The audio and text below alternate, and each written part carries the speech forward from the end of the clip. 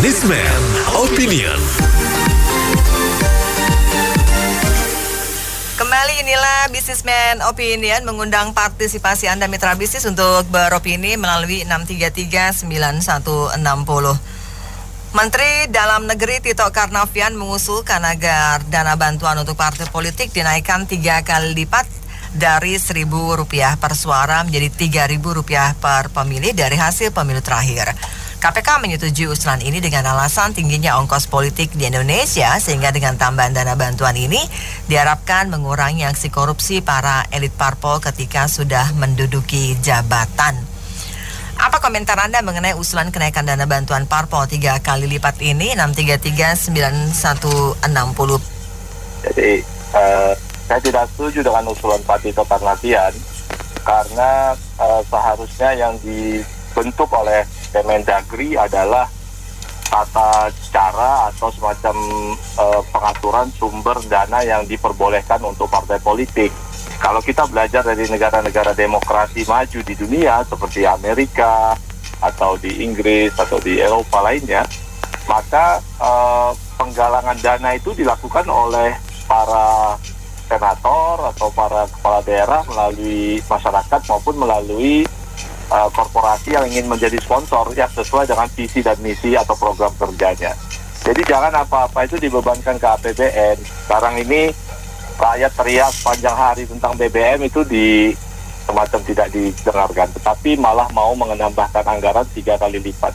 Karena anggaran partai politik ini jangankan 3 kali lipat, 300 kali lipat pun dinaikkan selama mereka melakukan pengeluaran-pengeluaran yang boros seperti organ tunggal, bagi-bagi beras dan sebagainya, minyak dan juga yang lain-lain. Itu kita tidak akan mampu untuk membayarnya sebagai rakyat. Biar partai politik itu sendiri yang mencari dananya melalui regulasi Kemendagri. Terima kasih. Dana bantuan partai tambah lagi 3.000 ya. Kembali lagi saya bilang lagi, Menteri Dalam Negeri yang tas Kapolri ini sebenarnya kondisi kayak gini juga mereka harus berempati. Sekarang ini sudah susah sama sekali. Jangan partai meminta tambahan-tambahan untuk rakyat, nggak tahu kayak begitu-gituan. Besar memang uangnya, tapi buat rakyat itu waduh cukup untuk kebutuhan mereka. Nggak usah kita lihat deh, sampai detik ini kita lihat kenaikan Pertamina, apalagi kualitasnya sudah nggak bagus, dinaikannya nggak jauh tinggi benar, apalagi nanti katanya mau ada kompor listrik 1000 watt. Wow, makanya kembali lagi, ini semuanya ini berbisnis dengan rakyat, tapi rakyat ini tidak dapat apa-apa. Mereka bersenang-senang dengan dalil kurang ini, kurang itu. Kembali lagi, janganlah, rakyat negara ini sedang susah. Jangan aji mumpung saya lagi ngejabat, saya lagi ini, saya butuh dana sekian-sekian, kalau nggak jalan. Nggak perlu rakyat itu. Yang penting jalan, mau jalan, nggak usah. Itu saja. Jadi kembali lagi, rakyat tidak peduli kayak gitu-gituan. Terima kasih. Assalamualaikum. Saya pada prinsipnya tidak melihat agensi untuk menaikkan.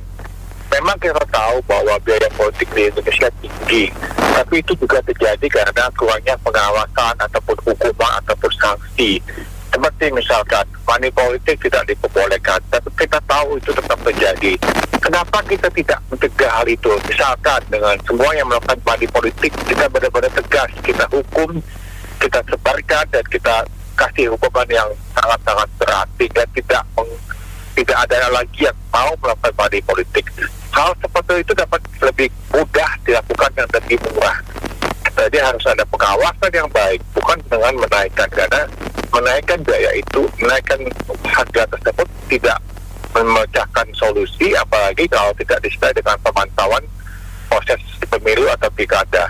Terima kasih. Malah sebaiknya bukan dinaikkan, ya dihapuskan. Karena menurut saya walaupun ada dari pemerintah juga korupsi tetap jalan sih. Itu mental orangnya juga sih. Yang penting itu daripada uang itu buat politik. Yang saya bingung KPK juga setuju lagi. Uang itu mendingan dipakai untuk kegiatan rakyat, bangun infrastruktur atau apa. Kalau menurut saya daripada kasih kepentingan politik yang menurut saya nggak ada gunanya. Mereka juga jadi pejabat juga nantinya juga korupsi juga. Itu aja, makasih Bu.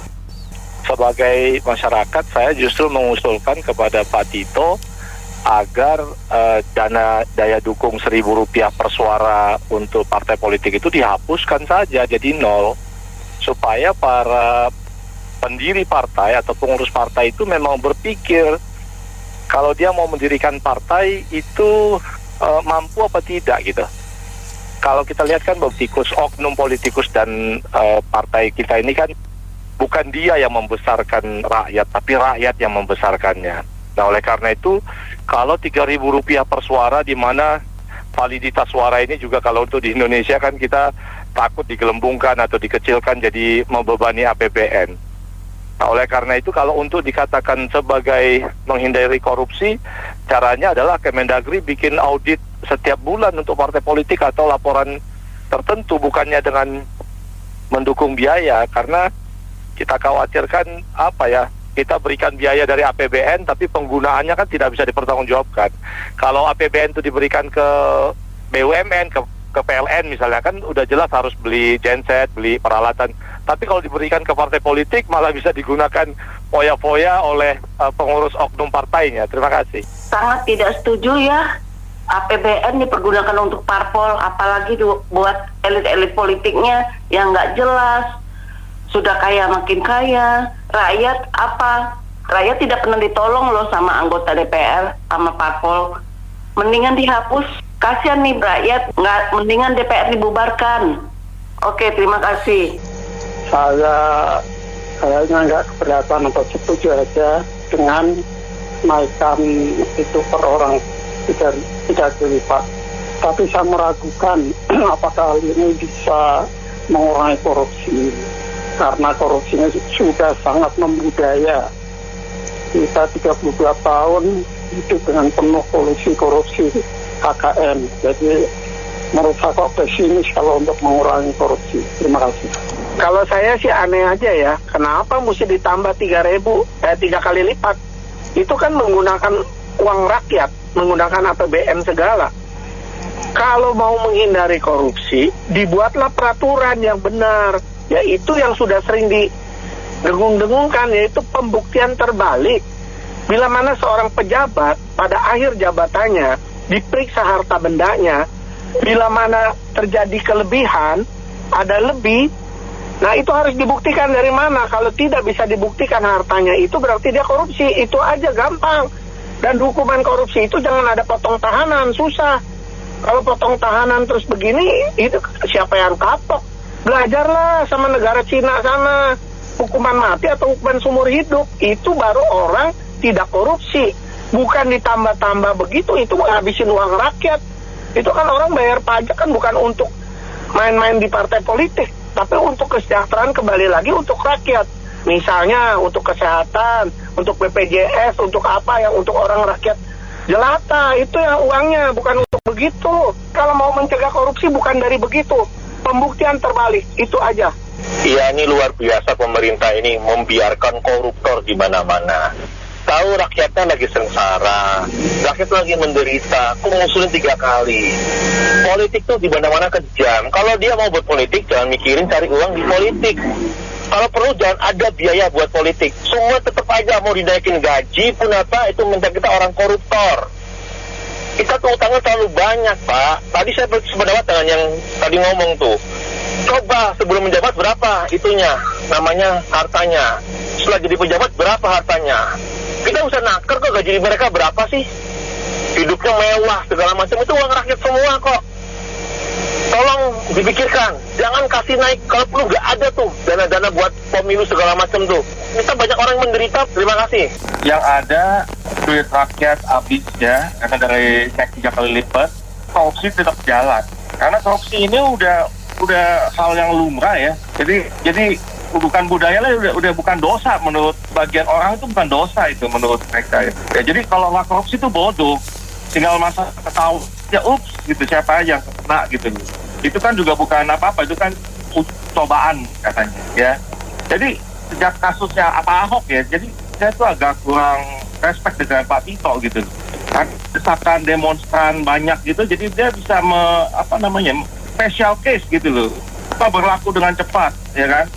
Jadi mohon maaf ya, jadi saya kurang setuju. Makasih. Saya itu kayak seakan-akan ngomong kalau nggak dinaikin, kalau korupsi wajar lah gitu kan, biaya politik tinggi katanya. Kan seakan-akan ngomongin gitu.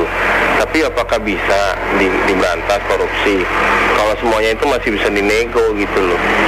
Apalagi kalau korupsinya bareng-bareng. Gimana lu mau nuduh orang lain, dia sendiri juga banyak yang kena gitu loh. Jadi nggak ada jaminan kalau bisa dinaikin nggak bakal ada korupsi, oke? Ya, kalau menurut saya tidak setuju dengan pendapat dari Mendagri ya. Karena biar gimana korupsi itu harus ibaratnya kayak hukum harus tegas. Jadi yang orang korupsi harus minimal seumur hidup. Atau enggak maksimal mati.